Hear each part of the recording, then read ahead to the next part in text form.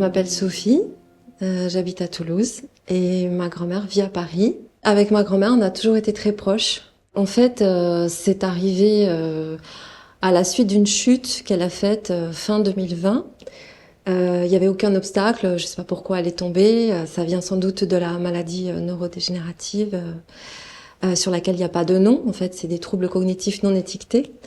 Et elle a fait 1 mois d'hôpital et à son retour d'hôpital, elle était désorientée et elle a été diagnostiquée trouble cognitif débutant. Ce qui est très étonnant avec ma grand-mère, c'est justement que elle qui est très prévoyante, qui a toujours été très prévoyante, jusqu'à aller payer ses frais de funérailles, ses obsèques et tout, il y a quelques années déjà. En fait, elle n'a pas du tout fait de démarche dans ce sens. Alors, ma grand-mère m'avait dit que pour l'instant, elle n'en avait pas besoin, que oui, en effet, on verrait plus tard, et que elle avait pas besoin de ça, et qu'elle avait toute sa tête. Et en fait, c'est aussi une phrase qu'elle répète en boucle depuis qu'elle est sortie de l'hôpital. Moi, j'ai toute ma tête, j'ai pas de problème. Donc, ça fait aussi partie de la pathologie. Donc, en fait, ces personnes-là sont pas capables de se rendre compte de la nécessité de cette démarche. Ce qui s'est passé, c'est que il y a eu des moments fluctuants. En fait, ces troubles-là, ils sont assez déstabilisants parce qu'il y a des moments où on a l'impression que tout va bien et puis une demi-journée plus tard, ça va plus. Enfin, voilà, c'est la mémoire qui part, mais c'est pas juste de la mémoire. En fait, ça peut être ne plus savoir trop se repérer dans le temps. Ça peut être aussi ne pas retrouver des objets et réinterpréter la réalité en fonction de ce qu'on a sous la main. J'ai fait au fur et à mesure. Déjà, j'ai essayé de me renseigner. Je me suis fait un petit peu aider par des équipes ESA, donc ça veut dire équipe spécialisée Alzheimer, qui viennent à domicile, même si c'est pas la maladie d'Alzheimer, pour aider les personnes par des stimulations. Il y a une orthophoniste qui vient la voir. J'ai essayé de faire en sorte qu'elle soit vraiment très bien chez elle. Et puis, surtout, j'ai essayé de maintenir un lien, comme j'habite loin, donc par la lecture. Donc, 1 semaine avant l'ouverture d'une librairie qui vend des livres en grand caractère, j'y suis allée, j'ai acheté pas mal de bouquins. Et tous les jours, au téléphone, je lui demandais de me raconter là où elle en était de l'avancée de ses lectures. Donc, ça lui faisait un soutien.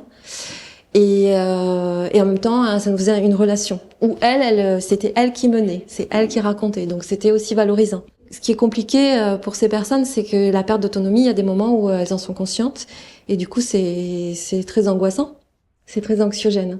Donc tout ce qui peut valoriser les personnes, c'est bien. Je l'ai amenée au musée à chaque fois que je pouvais. J'ai fait venir une association aussi qui fait des visites virtuelles à domicile et on faisait des restitutions en Zoom à distance. Bon, dans la famille, il y a des tensions depuis des années. Et moi, j'ai proposé une médiation familiale à certains membres de la famille, vu que ce que j'avais mis en place était détricoté. Par exemple, une barre de maintien qui a été posée au mur pour son équilibre, un jour a été enlevée. Ça m'a vraiment bouleversée. Je me suis dit, là, ça va trop loin. Donc, j'ai proposé à ma famille cette démarche qui n'a pas été acceptée côté famille. Mais par contre, donc une personne qui était fâchée avec ma grand-mère depuis des années est revenue la voir. Et donc c'est son second fils, puisque mon père est mort il y a 25 ans. Et ils se sont réconciliés, ce qui est très bien. Le problème, c'est qu'il est revenu et il n'est pas capable de respecter ce que j'ai mis en place. Donc il a commencé par enlever les livres en grand caractère du salon de ma grand-mère. Et comme elle perd la mémoire, elle a arrêté de lire. Il a enlevé mon numéro de téléphone. Et puis, il y a eu plein d'actions comme ça qui étaient vraiment mesquines. Faire mourir une plante que je lui avais offerte. Des choses, en fait, qui entravaient la relation qu'il y a entre nous. Il est tombé sur le dernier compte-rendu de la gériatre qui parlait de ces troubles cognitifs et du fait que peut-être un jour, il faudrait envisager une mesure de protection. Et je pense que c'est ça, en fait, qu'il a décidé, lui, à lancer quelque chose en urgence, une mesure de sauvegarde. Et donc, dans ces cas-là, c'est la procédure la plus rapide où le juge n'entend personne et cette personne a été désignée mandataire par rapport à ma grand-mère. Et là, en l'état actuel, j'ai plus aucun droit, en fait, en termes d'accès aux informations. C'est quelqu'un de très drôle, de très dynamique et tout, et vraiment avec une très forte personnalité. Bah là, en fait, c'est une petite fille qui en fait, voilà, la personne en question peut lui faire dire et faire n'importe quoi, elle va le faire. Et en pensant que l'idée vient d'elle, quoi. En ce qui concerne en effet le mandat de protection future, on m'en avait parlé à une certaine période. Je pense que j'en ai entendu parler trop tard déjà, puisque ma grand-mère venait déjà de sortir de l'hôpital, donc elle avait déjà quelques troubles cognitifs. J'en ai un peu parlé à mon cousin à l'époque, mais ça ne s'est pas fait pour différentes raisons. On avait trop de choses à gérer.